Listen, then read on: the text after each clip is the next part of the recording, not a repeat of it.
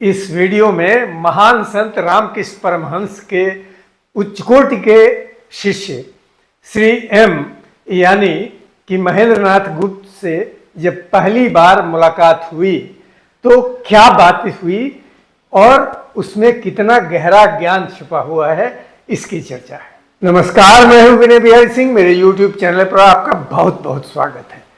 आइए जानते हैं कि जब दो महान विभूतियां मिलती हैं तो उनमें क्या बातचीत होती है और रामकृष्ण परमहंस ने कैसे ये बताया कि यतो मत ततो पथ।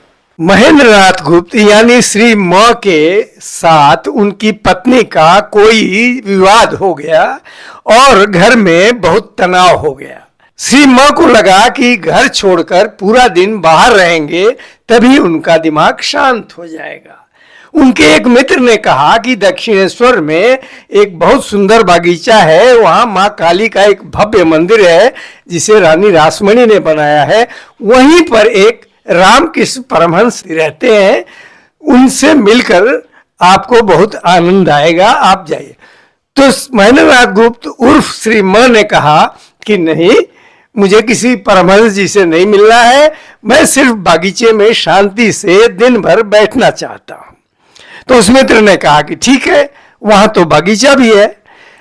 तो बागीचा दूर तक था, लेकिन और वो श्रीमा अकेले उस समय कलकत्ता से दक्षिणेश्वर के लिए बग्गी चलती थी, घोड़े वाली बग्गी, उस पर जा रहे थे और कोई साधन नहीं था। उस समय बस वगैरह नहीं चलती थी।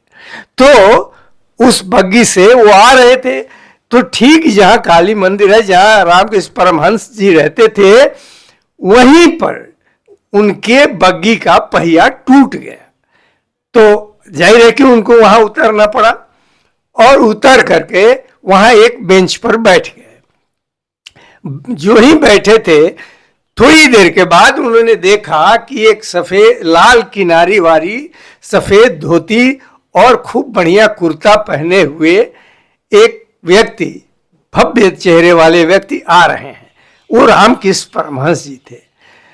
तो जब वो महेंद्र नाथ गुप्त उर्फ श्री म के पास आए तो बैठ गए उनके पास और उन्होंने कहा कि आप कहाँ से आ रहे हैं। उन्होंने कहा कलकत्ता से। उन्होंने कहा कि अच्छा ये बताइए कि ईश्वर साकार है या निराकार है। तो श्री महेंद्र नाथ गुप्त तो बिल्कुल ब्राह्मण समाज के उपासक थे। ब्राह्मण समाज की स्थापना आपको मालूम ही होगा कि राजा राम मोहन राय ने की थी और इसकी स्थापना सन 1828 में हुई थी। और ब्रह्म समाज निराकार ब्रह्म का उपासक था, अभी भी है, बहुत उसका सम्मान है। और एकेश्वरवाद, ईश्वर एक है और वह निराकार है। ये तो रामकृष्ण परमहंस ने महेंद्र नाथ गुप्त से पूछा कि अच्छा ये बताइए कि ईश्वर साकार है या निराकार है। तो महेंद्र नाथ गुप्त ने कहा ईश्वर निराकार है। अच्छा, दूसरा प्रश्न उन्होंने किया, अच्छा निराकार है तो आपके ईश्वर क्या सब जगह है या एक ही जगह है। तो महेंद्र नाथ गुप्त ने कहा कि नहीं, ईश्वर तो सर्वव्यापी है, हर जगह है। तो रामकृष्ण परमहंस ने कहा कि अच्छा तो फिर वो उस मंदिर की काली जी की मूर्ति में भी है। अगर सब जगह है तो उस काली जी की मूर्ति में भी होंगे। तो महेंद्र नाथ गुप्त थोड़ी देर चुप रहे और बोले कि हाँ, उस मूर्ति में भी है। तो उन्होंने कहा इसका मतलब कि वो साकार भी है और निराकार भी है। तो महेंद्र नाथ गुप्त को अचरज हुआ, वो चुप हो गए। फिर उन्होंने रामकृष्ण परमहंस से पूछा, अच्छा यहाँ क्या कोई परमहंस जी रहते हैं।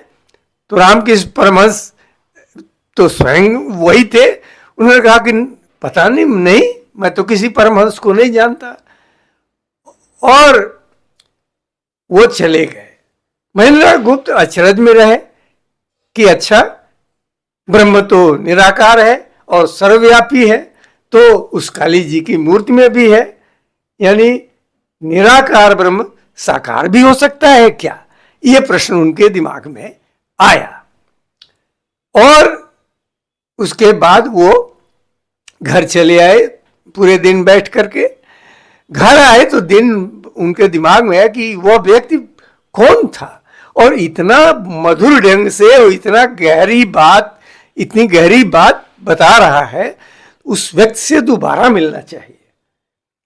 इधर रामकृष्ण परमहंस अपने शिष्यों में अगले रविवार की बात, ये घटना पहली जब मिले महेंद्रनाथ गुप्त रामकृष्ण परमहंस से तो रविवार का दिन था और महेंद्रनाथ गुप्त एक स्कूल में अध्यापक थे और रविवार को ही वो कहीं बाहर घूमने जाते थे। रामकृष्ण परमहंस अपने कुछ शिष्यों के साथ बैठे थे और एक दिलचस्प कहानी सुना रहे थे।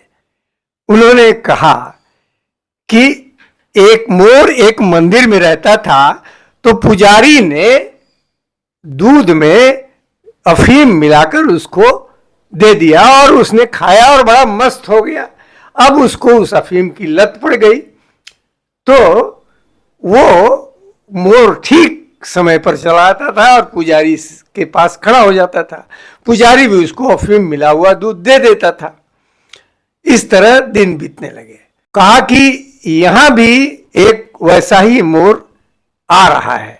तो सचमुच उस दिन महेंद्रनाथ गुप्त आए थे और आकर के जो ही उस कमरे में गए जिसमें रामकृष्ण परमहंस जी बैठे हुए थे अपने शिष्यों के साथ, तो परमहंस जी ने कहा, रामकृष्ण परमहंस जी ने, कि देखो मोर आ गया।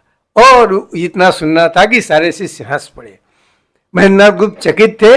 बाद में उनको पता चला रामकृष्ण परमहंस ने किस गूढ़ अर्थ में यह बात कही थी। तब से महेंद्रनाथ गुप्त उनके शिष्य हो गए और प्रत्येक रविवार को आते थे और उनके मुंह से जो कुछ भी निकलता था, रामकृष्ण परमहंस जी जो भी शिक्षाएं देते थे, जहां भी जाते थे रविवार के दिन वो सारी बातें लिखते थे। और उस पुस्तक का नाम है गॉस्पेल ऑफ रामकृष्ण, अंग्रेजी में, बांग्ला में रामकृष्ण कथामृत नाम है और हिंदी में रामकृष्ण वचनामृत नाम है। अद्भुत पुस्तक है, आप पढ़ेंगे तो बहुत आनंद आएगा। नमस्कार।